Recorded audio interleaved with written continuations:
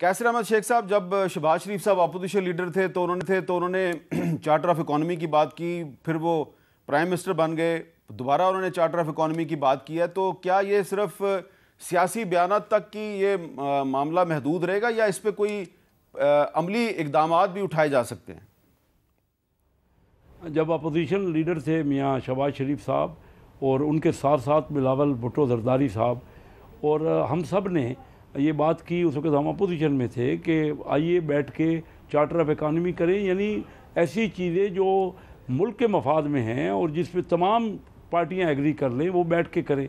अभी भी देखिए ना, स्टेट ओन्ड एंटरप्राइजेज हैं, ये जो नुकसानात कर रहे हैं, अब जब तक हम इन चार्टर ऑफ इकॉनमी में ये फैसला नहीं करेंगे कि कौन सा शोबा हुकूमत के पास रहेगा और कौन सा शोबा प्राइवेटाइज होगा, अब देखिए अब ये हम अफोर्ड नहीं कर सकते। इस वक्त जो हमारी पोजीशन है बजट की और हमारे फाइनेंशियल मैटर्स हैं, हमारे पास रेवेन्यू जितना मिलता है उसको हम डेट सर्विस निकाल के और सूबों को जो पैसा देना है वो निकाल के, कुछ बचता नहीं है कि मुल्क की डेवलपमेंट करें, लोगों के एजुकेशन पे, उनकी हेल्थ पे, उनके डेवलपमेंट के प्रोग्रामों पे लगाएं, महंगाई को दूर करें।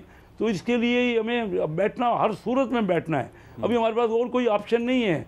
हमने बहुत कशीदा हालात कर लिए। मैं आपको एक बताऊं हामिद मीर साहब कि आपको तो मेरे से ज़्यादा इल्म है कि जब पाकिस्तान और इंडिया अलग मुल्क बने तो उस वक़्त ज़्यादातर जो डेवलप्ड एरिया था, यानी इंडस्ट्री जहाँ लगी हुई थी, वो इंडिया का हिस्से में आए वो इलाके, और जहाँ एजुकेशन ज़्यादा थी वो भी इंडिया के हिस्से में आए। लेकिन 1990 तक, पहले 43 साल पाकिस्तान बड़ी तरक्की कर रहा था तेज़ रफ्तारी से, और इंडिया को IMF कहते थे हिंदू रेट ऑफ ग्रोथ, उनका नाम था।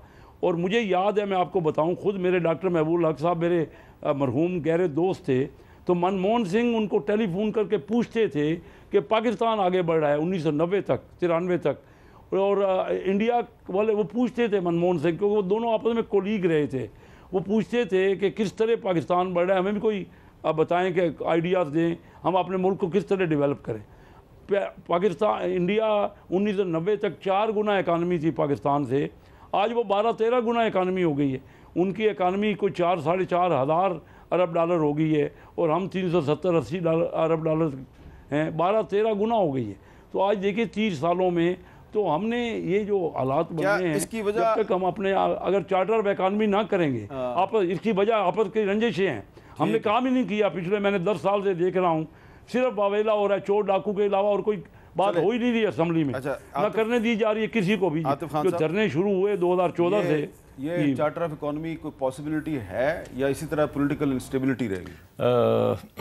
देखिए, चार्टर ऑफ इकॉनमी के लिए भी पॉलिटिकल स्टेबिलिटी ज़रूरी है। मतलब ये इस तरह नहीं हो सकता कि आपका मुल्क, मतलब जो इलेक्शन में हुआ, जो लीडरान के साथ हुआ, जिस तरीके से, मतलब अब सब कुछ आपके सामने है, कि उसको हम एक साइड पे रख लें, उस पर हम आंखें बंद कर लें और हम कहें कि जी पॉलिटिकल स्टेबिलिटी हो और चार्टर ऑफ इकॉनमी हो। वो ये मतलब अजीब सी बात है। विक्टिमाइजेशन बंद किए बगैर पॉलिटिकल स्टेबिलिटी नहीं आ सकती ना। और दूसरी बात जो उन्होंने बताई कि 90 तक पाकिस्तान बहुत अच्छा था, 90 तक मेरे ख्याल में शायद PMLN और PPP नहीं थी गवर्नमेंट्स में, इस वजह से अच्छे थे, क्योंकि ब्लेम हमें किया जाता है कि जी 3.5 साल में आपने ख़राब किया है। तो ये तो अभी इन्होंने खुद ही कहा कि पिछले 30-35 साल से तो इन्हीं की हुकूमतें रही हैं, हमारी हुकूमत तो सिर्फ 3-3.5 साल। तो 3-3.5 साल वाला हम ब्लेम ले लेते हैं, बाकी ये ब्लेम ले लें कि जी हमारी वजह से हुआ है। मकसद ये है कि अब ये जो चीज़ें हैं ना, देखें, इमरान खान साहब जेल में है, 31 साल कैद, उनकी बेगम को 14 साल कैद, वो कैद तन्हाई में, सॉलिटरी कन्फाइनमेंट है। इंडिया में भी अरविंद केजरीवाल गिरफ्तार हो गया, तो उस पर शराब का केस डाल दिया है। मैं ये कह रहा हूँ ना, देखिए, अगर आप ये कहें कि जी ये सारी चीज़ें भी होंगी, औरतें सारी जेलों में, मतलब ये केसेस 200 केसेस, और कोई अगर एजिटेशन करता है PTI वाले, उनको मरियम नवाज साहिबा जेलों में डाल देती हैं, और फिर आप कहें कि जी चार्टर ऑफ वो करें, इकॉनमी करें और हालात ठीक करें, तो ये दोनों चीज़ें साथ नहीं चल सकती। आपको एक चीज़ करनी पड़ेगी। जी, आखिरी बात कीजिए जी कैसर अहमद शेख साहब के, जब तक पॉलिटिकल विक्टिमाइजेशन बंद नहीं होगी तो चार्टर ऑफ इकॉनमी नहीं हो सकता। आप एग्री करते हैं? देखिए, ये 2014 में प्रेसिडेंट शी आ रहे थे, यहाँ सदर आ रहे थे चाइना के, और बहुत बड़ा इन्वेस्टमेंट की अपॉर्चुनिटी थी। उस वक्त कौन सा ये बातें थी, ये चाह ही नहीं रहे। तो क्या हुआ, जो हुकूमत इनकी थी, आप 10 साल पुरानी मैं तो वही कह रहा हूँ ना, उस वक़्त से झगड़े ख़त्म ही नहीं हो रहे ना। अभी कहीं बैठ के, चलो मैं मानता हूँ इनकी बात में, मैं ये नहीं कहता, हम सबको मिलके पाकिस्तान के मफाद में बैठना पड़ेगा। लोगों को आगे देखिए, लोगों का क्या कसूर है, हम आपस में लगे पड़े हैं। हम इलेक्ट होते हैं, लोग हमें इलेक्ट इसलिए करते हैं, हम उनसे वादे करते हैं कि हम ये करेंगे, आपकी महंगाई दूर करेंगे, हम ये मंसूबे लगाएंगे, बिजली सस्ती होगी। हम आपस में फिर झगड़ना शुरू कर देते हैं। मैं किसी एक पार्टी को इसमें ब्लेम ये कहता हूँ कि तमाम पार्टियों को बैठ के गलतियाँ अपनी जो है ना वो दूर करनी चाहिए। बहुत बहुत शुक्रिया कैसर अहमद शेख साहब, बहुत बहुत शुक्रिया। आतिफ खान साहब, आप शुक्रिया। तो इस राय से तो मेरा ख्याल है कोई होशमंद पाकिस्तानी इख्तलाफ नहीं करेगा कि इस वक्त पाकिस्तान को सबसे बड़ा चैलेंज दरपेश है, वो है हमारी मुएशत।